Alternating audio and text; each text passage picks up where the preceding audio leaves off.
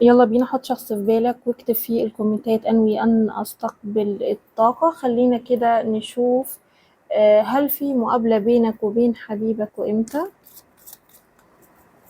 هل في مقابلة بينك وبين حبيبك وامتى؟ هل هيحصل لقاء بينك وبين حبيبك؟ هل في مقابلة بينك وبين حبيبك؟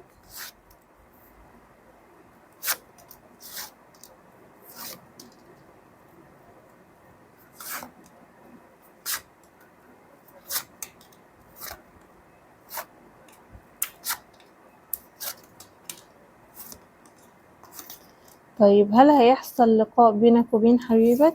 انا شايفة ان انت يعني بتحبه جدا ومهتم بيه قوي، واي حاجة من الشخص ده بتجيلك بتاخدها على اعصابك جدا. شايفة يعني الشخص ده هيتحرك اتجاهك وهياخد خطوة. هو عايز يقابلك، ولكن ظروف شغله في الوقت الحالي منعاه، فهو ممكن لا يعني مستني لما ظروفه تسمح عشان يفتحك في الموضوع ده. هو مظبط العلاقة على يعني حسابه هو وعلى أساس شغله وحياته هو، فهو مش هيقابلك في الوقت اللي انت عايز تقابله فيه، انما هيقابلك في الوقت اللي هو عايز يقابلك هو فيه. فاهمني؟ ففي طاقة مقابلة.